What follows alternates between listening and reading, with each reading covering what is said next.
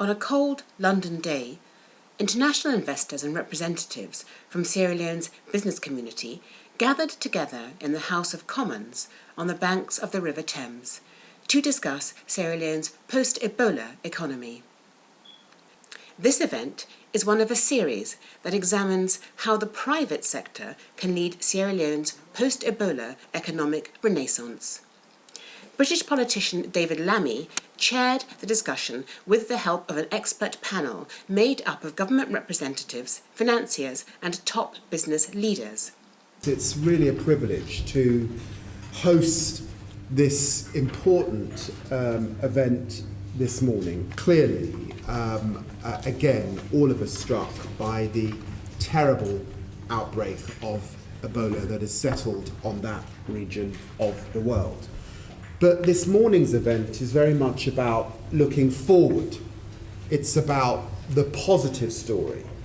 It's about recalling that Sierra Leone was considered pre-Ebola as a economic success story emerging in West Africa and in the African continent as a whole. Indeed, in April 2014, the conclusion of the IMF mission to Sierra Leone was that economic activity continues to expand robustly, mainly on account of a sharp increase in mining activity. And it's interesting that despite growth dropping from 11%, it's still expected to be 6.6%. So there's still growth in the country, and we look forward to investment and a post-Ebola story. And that is what this morning is about.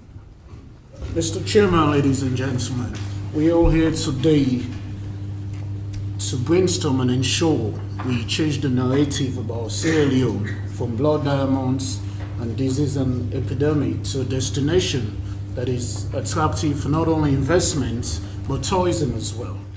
The message that emerged loud and clear during the course of the 2-hour meeting is that genuine investment, not aid, is key to creating a sustainable economy within Sierra Leone.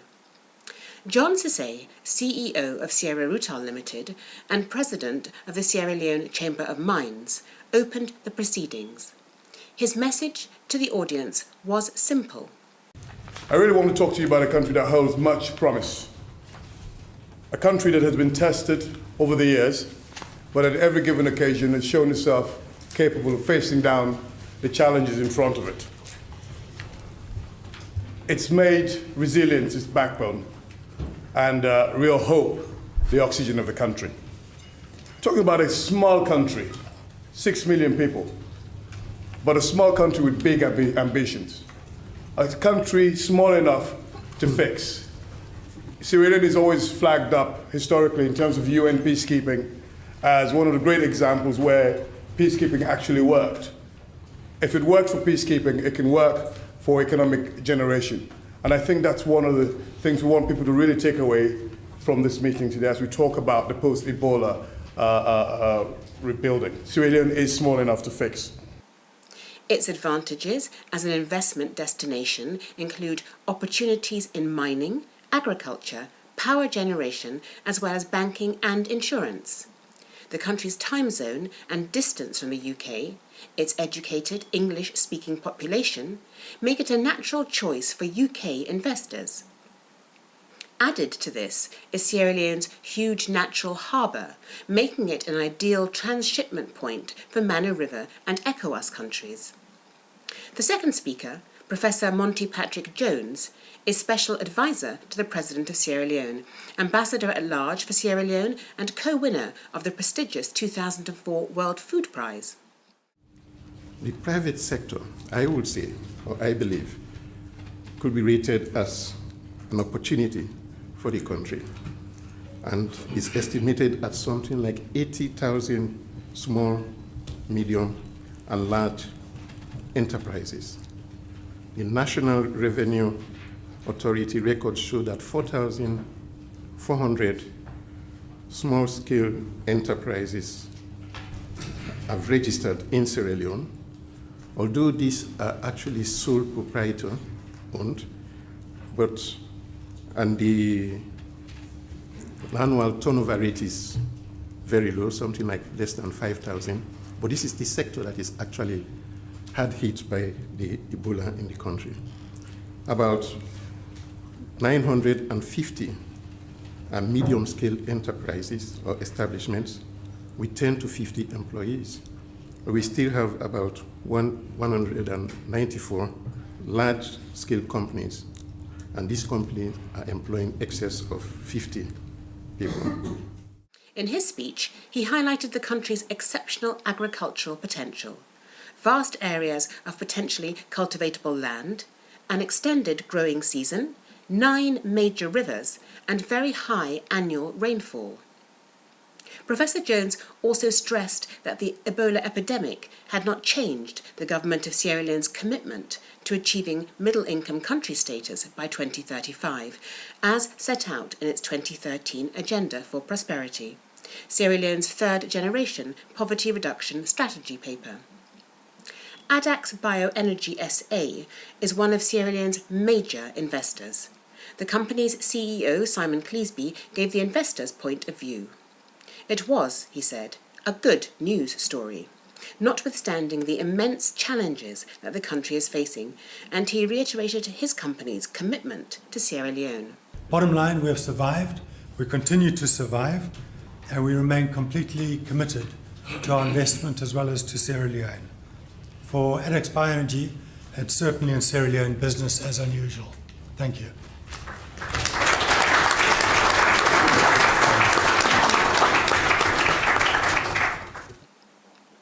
Dr. Samura Kamara, Sierra Leone's Minister of Foreign Affairs and International Cooperation, delivered the keynote address. David, thank you for hosting us and for giving us this platform to talk to potential UK investors.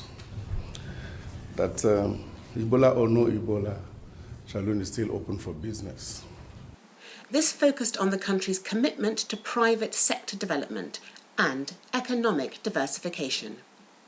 3 other panellists, Maike Kamara, MD of A&A Investments and Services, Aisha Johansson, President of the Sierra Leone Football Association, and Amara Kuyate, Deputy Director General of NASIT, joined the speakers in leading a debate with participants from the floor. The lively discussion that followed took a wide-ranging look at how the business climate in Sierra Leone could be made more investment-friendly and inclusive. Topics included the UK's role in providing support, with panellists highlighting historic linkages and understanding between the 2 countries. The financial collapse of London mining and African minerals due to plummeting iron ore prices and its knock-on effect on small and medium enterprises in Sierra Leone was a recurring discussion point.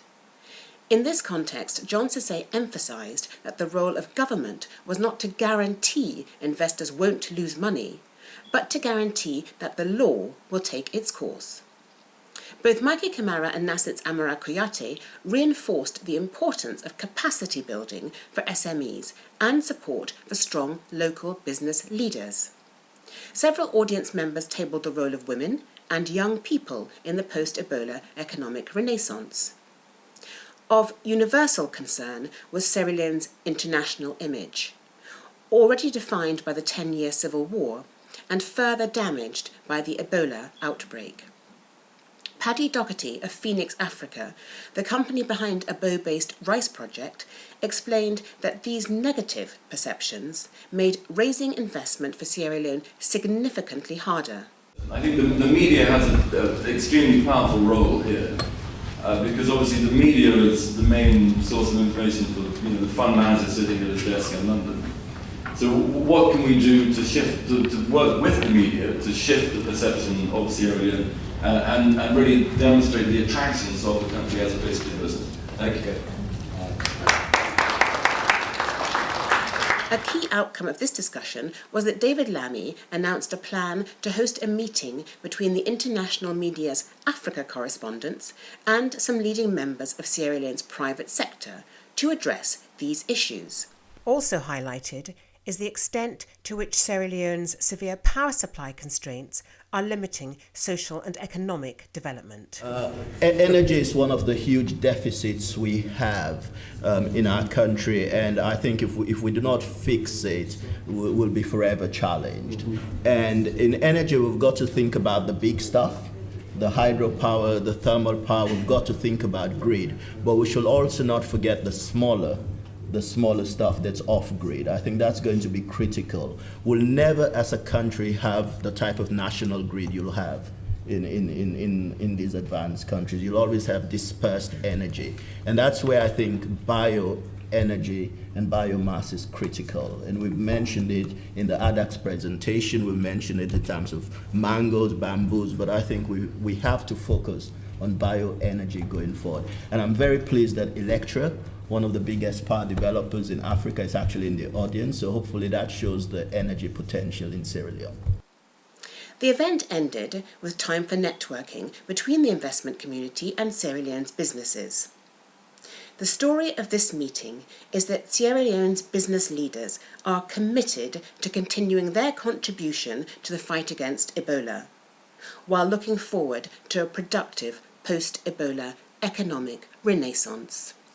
You know, a preferred destination for investment. We're there, we're doing it, and we believe that investors can still come in and make a difference. And I think now is the time. I think what can the government do to support the private sector to become more aggressive, to compete more in Sierra Leone? And I think the government is trying to put a lot of enabling environment activities. But the critical aspects have to do with financing, they have to do with perception about the country, and this is why the government will have to come in to help the private sector.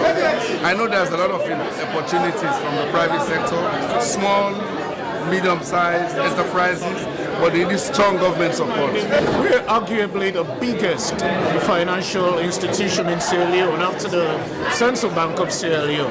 We're a highly respected institution, and we could, if you're looking for a partner across all sectors of the economy, you can have a strong institution in NASI to partner with. We are underwritten by the government, 100%. You know, you will have a reliable partner and a strong partner as far as investment goes in Sierra Leone.